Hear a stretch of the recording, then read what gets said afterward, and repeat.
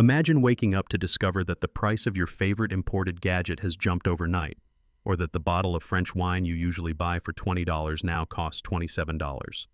Suddenly, simple shopping choices become symbols of a global fight over power, law, and economics.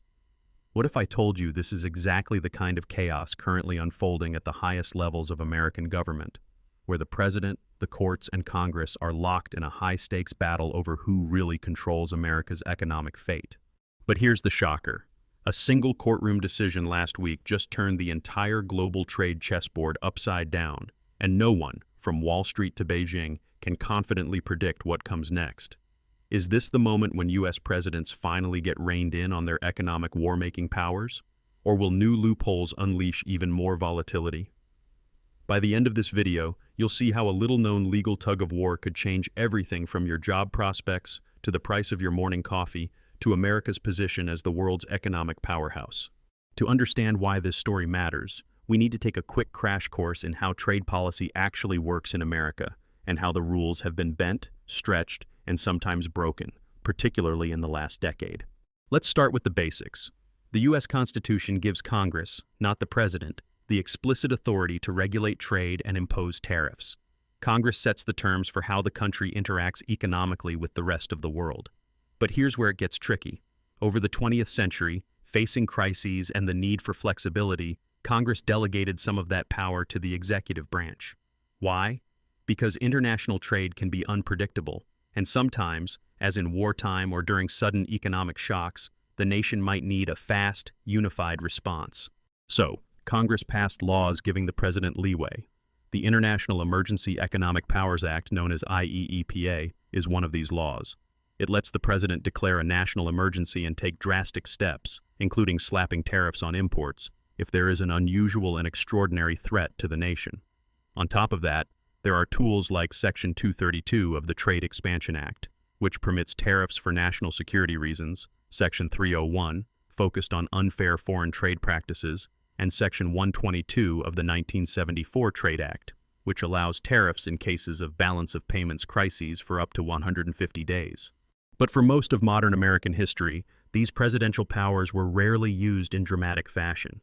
Presidents generally worked within carefully defined limits, and Congress expected to be consulted, or at least kept in the loop. The system was based on a delicate balance, enough flexibility for emergencies, with enough oversight to prevent abuse. Enter Donald Trump. From his campaign trail rhetoric to his time in the Oval Office, Trump made it clear that, in his eyes, international trade deals and America's trade deficits were existential threats. He repeatedly vowed to put America first and restore the nation's manufacturing muscle. In early 2020, President Trump pulled the trigger on a series of sweeping tariffs, shocking both allies and rivals. A 10% blanket tariff was imposed on goods from almost every country. This was followed by even sharper 25% tariffs on certain Canadian and Mexican products, justified under a never-before-seen invocation of an alleged fentanyl emergency. Financial markets lurched, global supply chains stuttered, U.S. importers and exporters scrambled to adjust. "It's by far the biggest decision in ages," said Scott Lincecum, Vice President of General Economics at the Cato Institute. U.S. trading partners, from Canada to China, braced for impact, and some even began negotiating quick temporary deals just to avoid being hit by the tariffs. But as the months dragged on, it became clear that President Trump's moves were testing the legal and constitutional limits of executive power. This all came to a head when lawsuits piled up against the Trump tariffs. U.S. businesses, ranging from a New York wine importer to a Virginia educational toy company, teamed up with 13 states, arguing that the president's actions were reckless, unlawful, and threatened economic devastation. Their case: the IEEPA does not allow open-ended, across-the-board tariffs just because the president says there's an emergency. Then, in a historic moment, the U.S. Court of International Trade agreed. Their 49-page ruling was blunt. "We do not read IEEPA to delegate an unbounded tariff authority to the president," the judges wrote. The court found that Trump's sweeping tariffs far exceeded the limited, emergency-based powers Congress had intended to delegate. The court's decision quashed the 10% blanket tariff and the special 25% trafficking tariffs, sending a signal loud enough to echo in every major capital. There are, after all, legal limits. Emotional reactions poured in. Dan Rayfield, Oregon's Attorney General, declared, This ruling reaffirms that our laws matter and that trade decisions can't be made on the president's whim. But the White House saw it differently. Trump's spokesperson pushed back fiercely, stating, "It is not for unelected judges to decide how to properly address a national emergency." With the ruling in hand, trading partners breathed a sigh of relief, at least momentarily. Global companies rushed to push goods across the U.S. border before any appeal could reinstate the tariffs. Linsicom predicted a flight of the Valkyries for Canadian goods, as importers scrambled to take advantage of the temporary break. But if you thought the story would end here, you'd be mistaken. The Trump administration's next move was lightning fast, filing an appeal that, for now, has allowed many tariffs to stay in place while a higher court weighs the case. According to international trade expert Michelle Schultz, the administration may revisit Section 232 or 301 to enforce tariffs, requiring Commerce Department investigations. Behind the scenes, the administration is reportedly exploring every legal workaround available. Section 122 of the Trade Act of 1974 could let Trump reimpose up to 15% tariffs for 150 days, enough time, perhaps, to hammer out new deals or pressure trading partners anew. An even older law, Section 338, allows tariffs up to 50% on countries found to be discriminating against the U.S., though it's never been activated in modern times. In the words of Jordan Rochester of Mizuho EMEA, Trump still has various options to raise tariffs. His end goal remains the same. At the root of the brewing conflict is a deep constitutional and economic question. Who really gets to set America's trade policy? Is the president's claim of emergency enough to override Congress's explicit rights under the Constitution? The Court of International Trade signaled a shift, citing not just the IEEPA's narrow language, but also the so-called non-delegation doctrine and major questions doctrine. These legal principles warn against giving the executive branch broad, undefined powers, especially on major issues affecting the entire economy. And this is bigger than just one president, or even one court case. Conservative Supreme Court justices in recent years have openly worried about handing too much unchecked authority to the White House. The Yoshida case, often invoked to justify presidential power, actually stressed that tariffs must be linked to a clear, short-term emergency, not an open-ended set of threats. If the courts finally draw a line, it could permanently alter the balance of power in Washington, and by extension, America's place in the global marketplace. Meanwhile, businesses caught in the crossfire are left with crippling uncertainty. The speed of the Trump administration's appeal was very unusual, noted James Ransdell, attorney at Cassidy Levy Kent. It suggests the government could be working through the night to prepare for an emergency stay of the order. Every day the legal battle continues. American companies and their foreign partners race to adapt. Some gamble on the court's ruling lasting, shipping goods at record speeds. Others hedge, worried the president could strike back with new tariffs in just days. Goldman Sachs's economists have predicted that the administration will likely find alternative means to impose tariffs despite the setback. Stephen Blitz of T.S. Lombard adds, Trump has a very good understanding of how to play the courts to get what he wants in terms of playing for time. For the broader U.S. economy and for global trade, all of this legal chess plays out with real, tangible effects. Tariffs raise costs for businesses and consumers, strain diplomatic ties, and inject volatility into markets. For trading partners, Canada, Mexico, China, and the EU, the stakes are enormous. Negotiating with an unpredictable partner wielding both the president's pen and a legal arsenal creates confusion, delays, and a constant risk of escalation.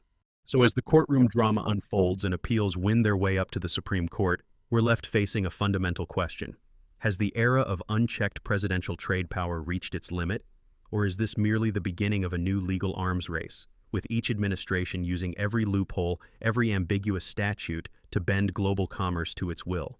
The stakes have never been higher, and as the next round of legal arguments gears up, the world is watching closely for the answer to a question that could redefine the future of the global economy. Can the courts truly curb the president's power on trade, or will the executive branch always find a new backdoor to swing America's mighty tariff hammer? As we move forward in this legal and political drama, the question looms large. What happens now? Is this a turning point in American trade governance, or just another skirmish in a much longer war over who holds the real power in setting the nation's economic rules?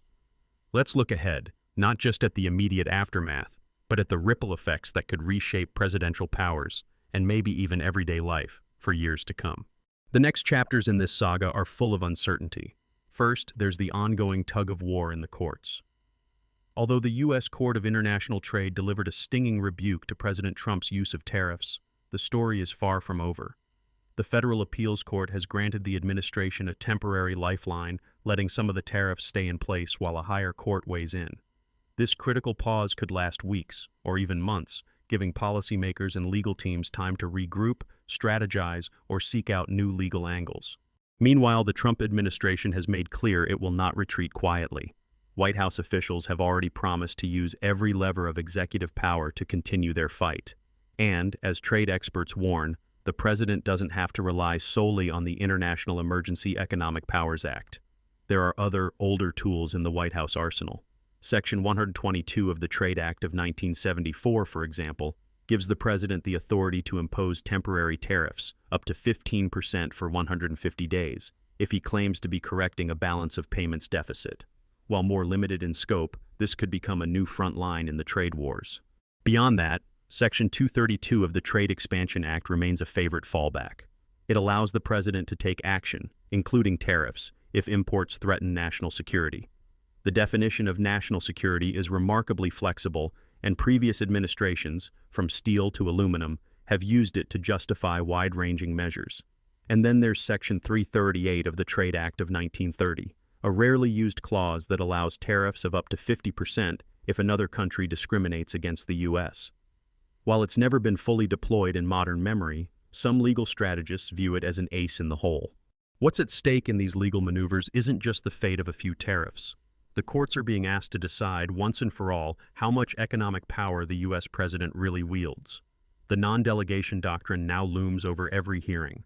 Can Congress outsource sweeping decisions about international commerce to the executive, or is that a fundamental violation of the constitutional balance of powers? Conservative justices, at the appellate and Supreme Court levels, have begun to voice skepticism about rubber-stamping executive overreach.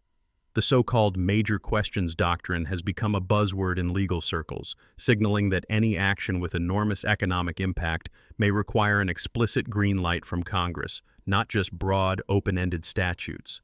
This tension could set the stage for a blockbuster Supreme Court ruling that resets the boundaries of presidential authority, not only in trade, but across a spectrum of emergency powers.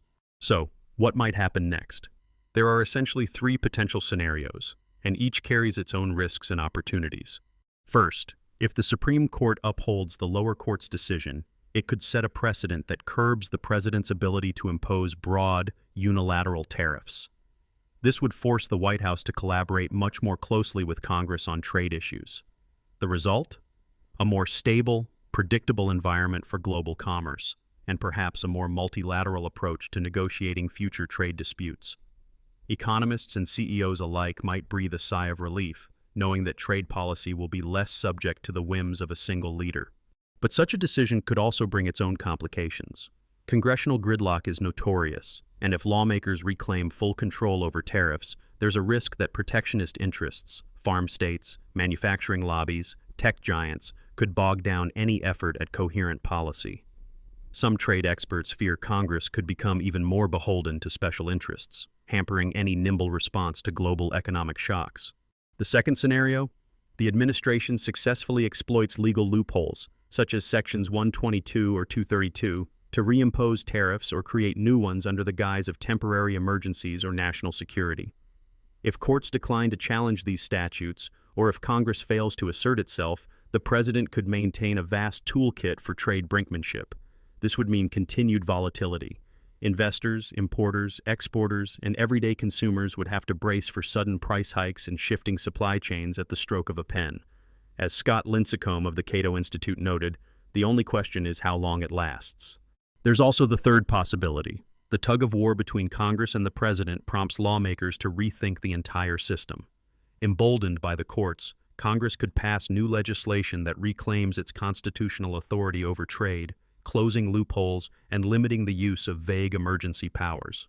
Such reform could create a more transparent system, but it would require bipartisan willpower, a rare commodity in Washington. For now, the practical consequences are already being felt at border crossings and in corporate boardrooms. As soon as the ruling landed, there There was a mad dash to move goods across the US-Canada and US-Mexico borders, as importers tried to seize what could be a brief window of tariff relief. One analyst called it the flight of the Valkyries across the border. Companies scrambled to update pricing, renegotiate contracts, and assess inventory. Economists predicted wild fluctuations in monthly import statistics, as businesses rushed both to sidestep tariffs and hedge against their possible return.